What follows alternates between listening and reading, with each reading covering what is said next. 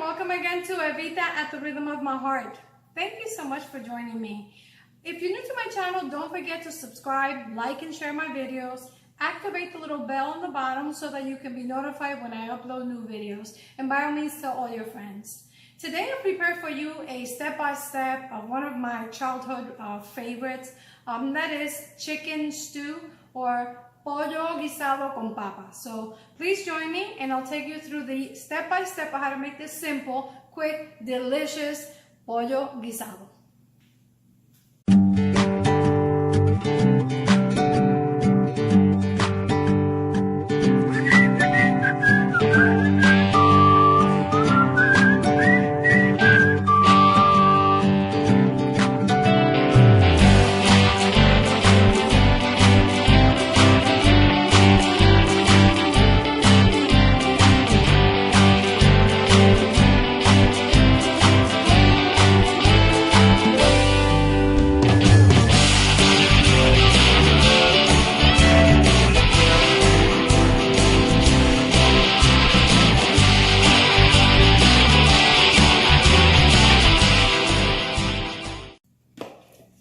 Begin by peeling my carrots and my potatoes for the pollo guisado, and this happens very quickly. This is a very good potato peeler. You can find this particular potato peeler in IKEA if you have an IKEA near you, or online. They're very inexpensive. So if you're looking for a potato peeler that's not going to break the bank, I believe this one is around $5. So it's a very nice peeler. I'm also going to be peeling my potatoes.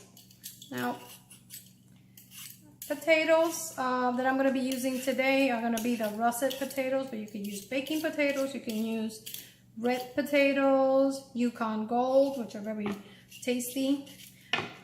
So I don't believe the potatoes make that much of a difference. I am using russet potatoes because when I make my pollo guisado, I would like for my stew or guiso to be a little bit thick in consistency. So the potatoes will add a bit of thickness to it. Of course, I'm going to be adding other ingredients so that the end result is, you know, what I'm looking for. My mom makes this all the time. It is one of my favorite dishes, one that I miss the most from my mom. So when I visit my mom, this is one of the dishes that I love for her to make for me. But my mom usually uses russet potatoes, so I'm going to be using the russet potatoes just like she does. I'm going to continue peeling these potatoes, wash them, and I'll be right back so we can begin prepping our chicken for this pollo guisado. Now this pollo guisado doesn't take very long. I suppose that the longest time you're going to spend is going to be peeling your potatoes and your carrots, as well as dicing your chicken. Everything else happens very quickly. So I'm going to wash up my hands and I'll be right back. Just finishing up my carrots. And you want to dice your carrots fairly big, but not too big. Of course, you can cut them any size you like. I like to cut them uniform because that way when they cook on your stew, you know, they cook evenly for you. I don't like my carrots to break down in the stew. I like them to keep their shape. So you want them to be about this size or so.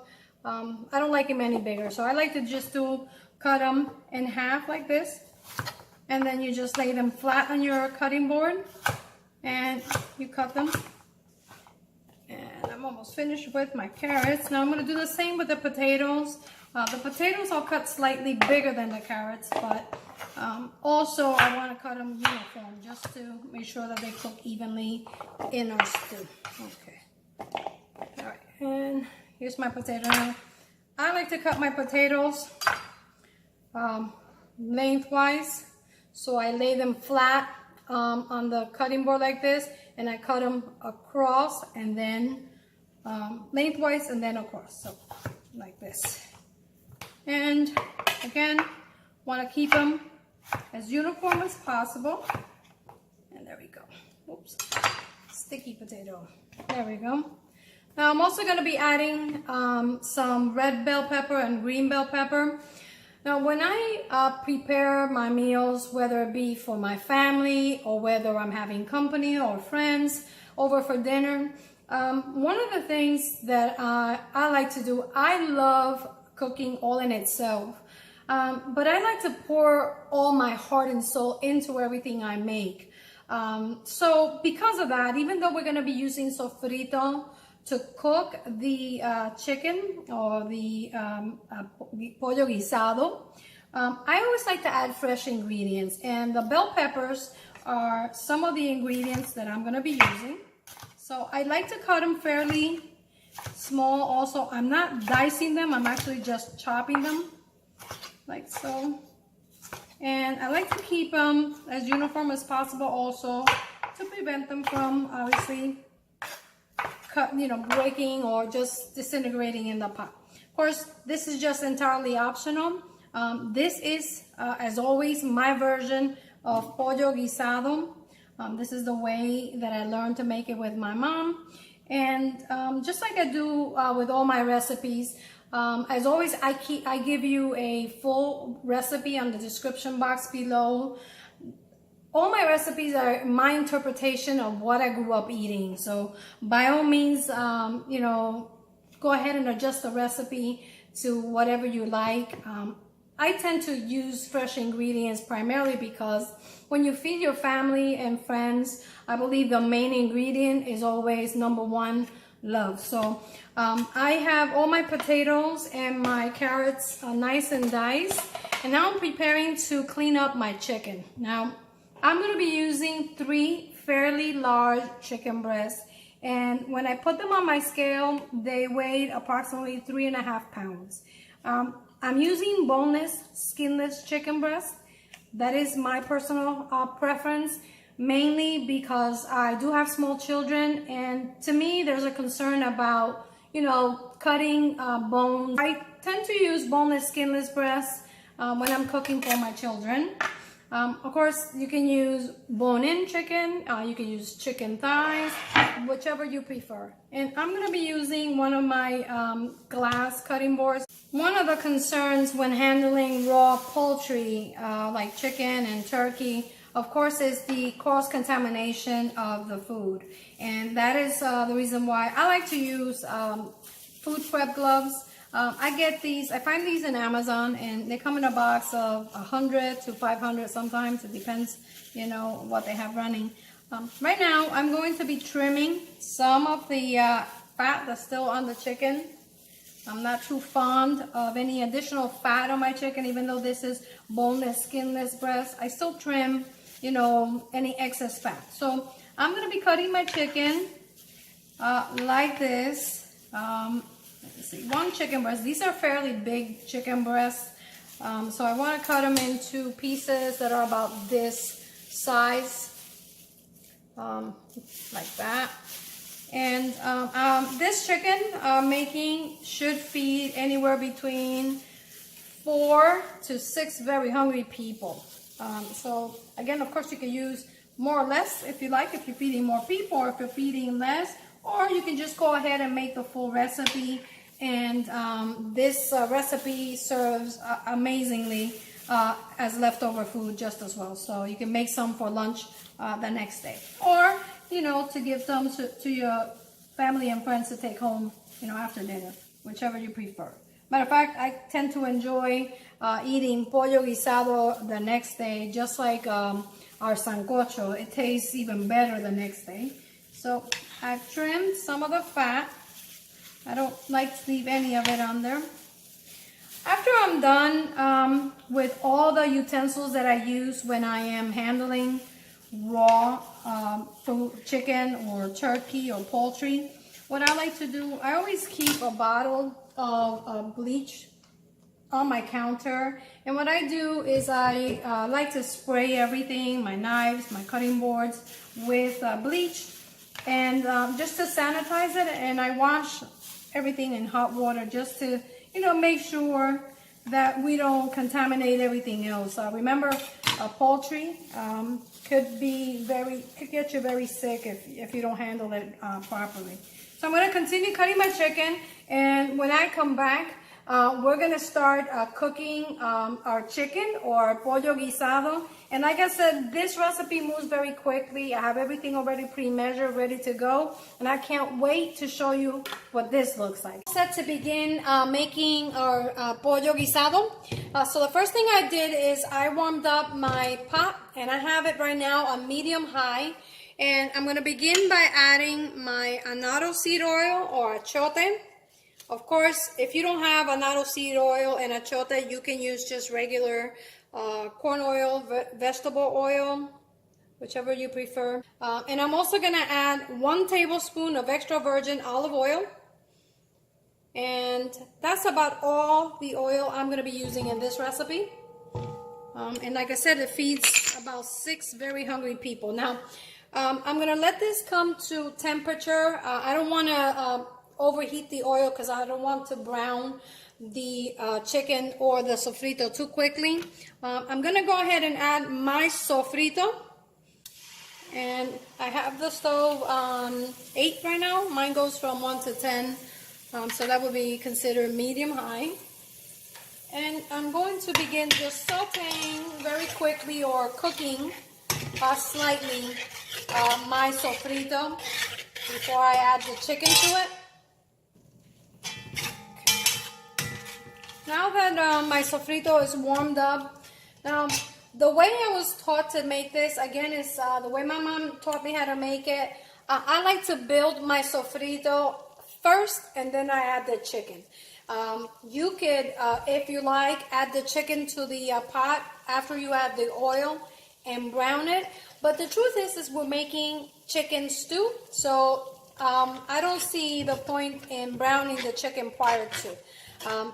This is, to me, works just as good. So what I'm going to begin doing is I'm going to saute all my herbs and spices first. And I'm going to build all my flavors in the pot. And I told you that this happens very quickly, and I have everything pre-measured. Remember, as always, I leave the description. In the description box, I leave you a full recipe. Be sure to look for my simple, small batch video on how to make sofrito at home. And now, I'm going to be adding first the dried oregano. I like to take my oregano in the palm of my hand and crush it. And what this is doing is releasing the natural flavors of the dried oregano into your stew. Now, if you want to skip this step, you can do that. I like to do it, first of all, because it crushes the oregano, and also because it actually releases its natural flavor when you do that. Now, stir. And we're ready to add the rest of the spices. And what I have here is sazonador total, onion and garlic powder. I also have 3 cubes. I have a cilantro cube that broke up because, you know, humidity gets to them. So they're very, they break up.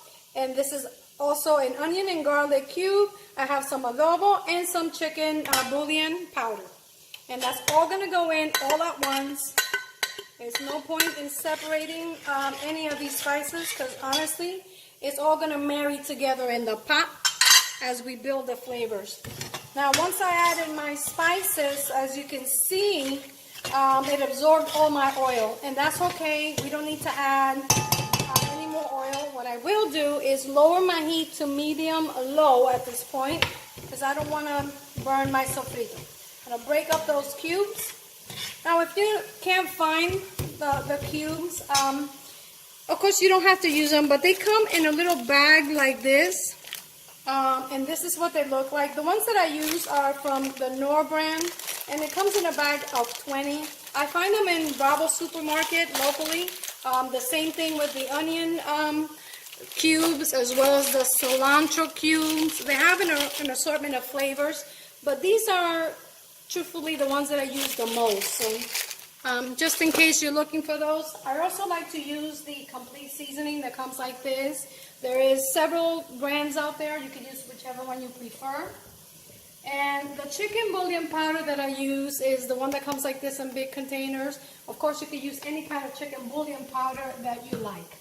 Now, I'm going to quickly saute my spices, and I'm going to add 1 envelope of the sazon Goya with cilantro and achiote, or culantro and achiote. And that's gonna go in at this point, and we're building all this nice flavor into our pot. And I know it looks kind of dry, and it's not looking like a guiso because it's looking very green, but I promise you that will change very quickly.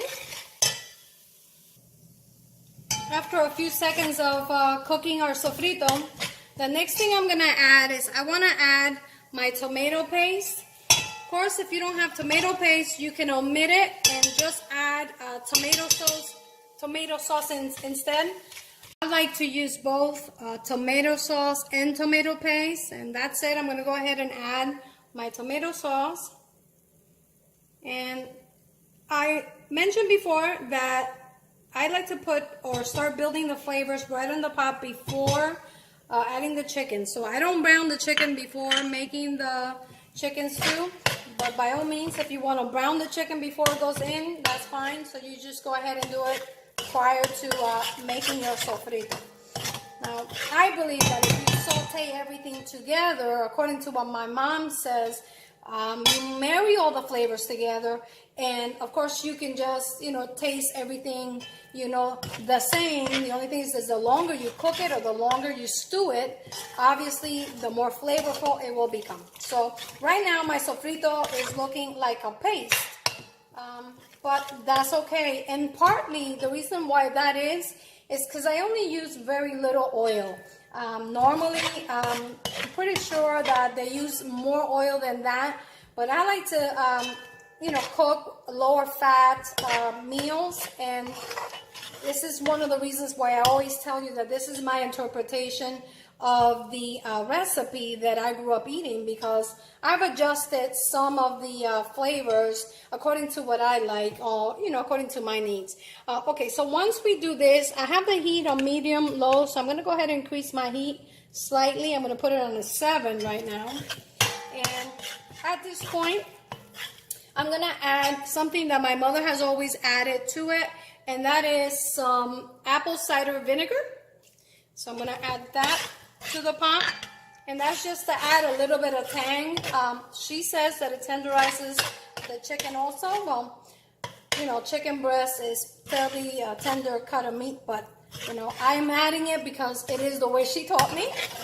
Okay.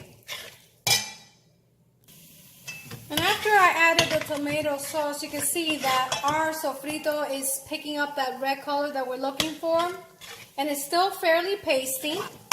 But that's fine. Now at this point, I'm going to go ahead and add the chicken into my pot. Okay.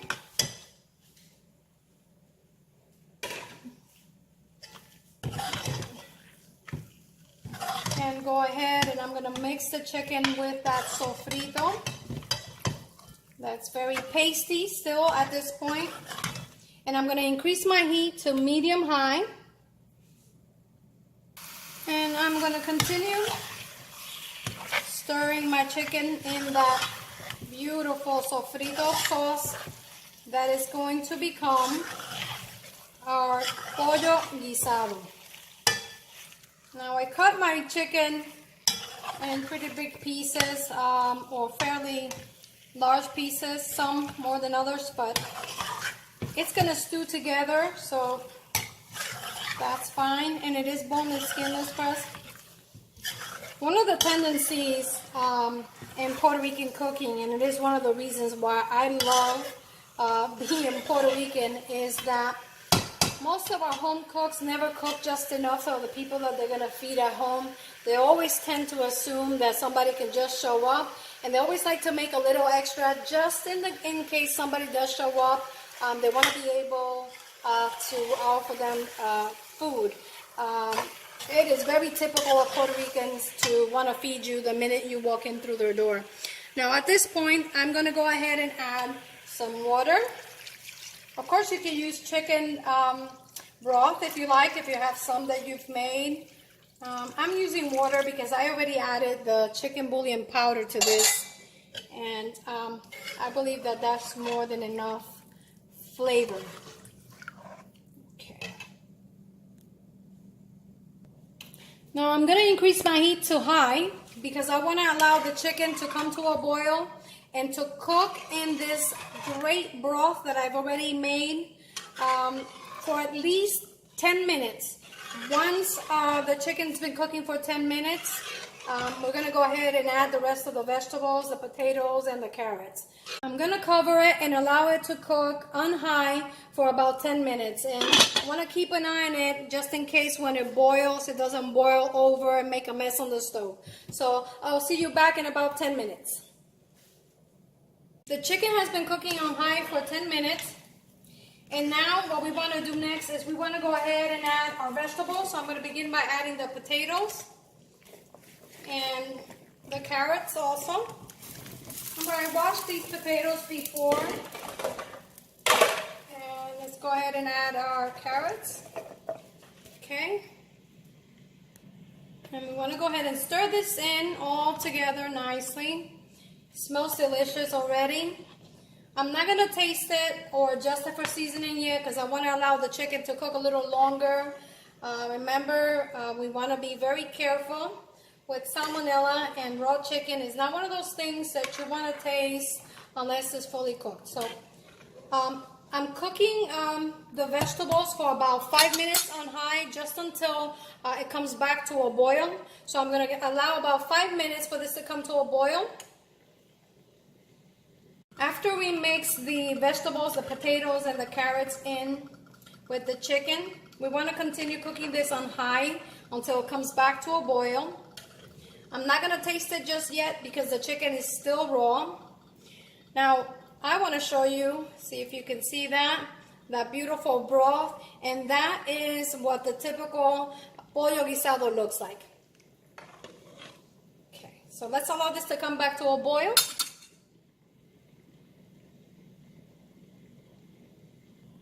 And now that it's come up to a boil, or it's almost there, what I'm going to be adding is some stuffed olives. Now, my mom likes to use the olives with a pit, but since I have small children, I like to use the stuffed olives. You can slice them in half if you like. I'm going to just go ahead and add them whole.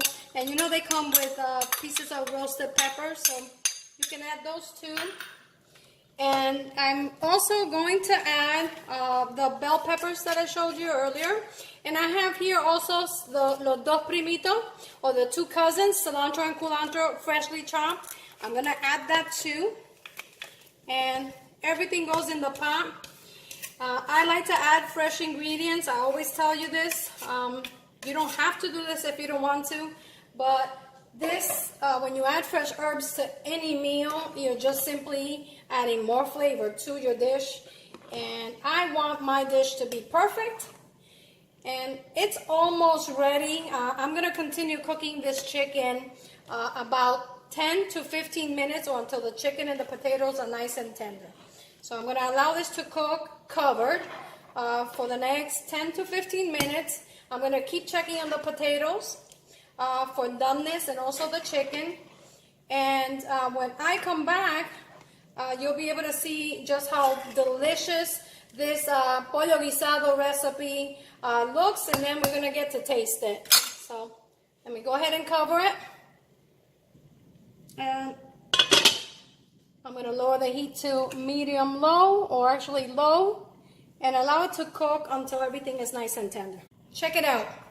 The chicken, or the pollo guisado, has been cooking for about 15 minutes now. And I'm going to grab a piece of the chicken and a piece of the potato. Grab a piece right here. And a piece of the carrot. And I'm going to go ahead and test it for doneness. Smells delicious. The chicken is nice and tender. Check it out. The potato fork tender, and the carrot. So, there you have it. Pollo guisado.